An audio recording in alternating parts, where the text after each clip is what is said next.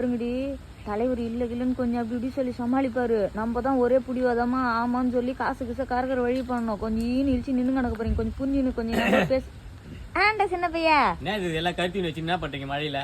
அம்மா போராட்டத்துக்கு கிளம்பிக்கிறேன்டா. போராட்டம் எதுக்கு இப்ப போராட்டம் பண்ண போற? மழை வந்து நம்ம ஊரு ஃபுல்லா தண்ணி வந்துச்சுல்ல, ஏரிலாம் ரம்பி வீட்டுல வந்துச்சு தண்ணி. அதான் தலைவர்கிட்ட பேசி நிவாரண நிதி வாங்கி போலான்னு வந்துக்கிறோம். போ செருப்பு புது செருப்பு வாங்கி வச்சு ஆளுக்கு ஒன்று பட்டாக்கு கொண்டு பாரு வாங்கி வாங்க.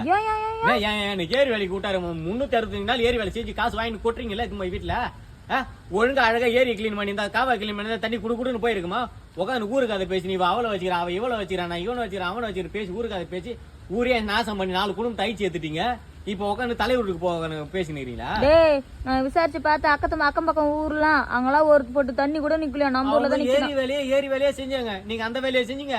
கோல் முட்டி வேலையை செஞ்சு விட்டு இப்ப உட்காந்து தலைவருக்கு காப்படிக்க பாக்குறீங்களா? ட்ரெஸ் பாரு நல்லா சிங்கி சிங்கி சிங்கு. டேய் இது எங்க கோட் Dress. நான் தயவு செஞ்சு சொல்றேன் இந்த நாய்களோட சேரத்து நீ அன்னைக்கு ஊரியா அன்னைக்கு தான் நம்ம ஊரு நல்லா இருக்கும் ஊரு நல்லா இருக்கும். ஒழுங்கா வீட்டுக்கு வா. சின்னப்பையா இவங்க முன்னாடி என்ன நீ இன்சல்ட் பண்ணாதடா போடா. இவளுக்கு இதுக்கு முன்னாடி அடிச்சுக்க மட்டும் இல்ல சோறு வச்ச கையில ஏஞ்சி வெட்டுக்கு போறாது. வா வீட்டுக்கு.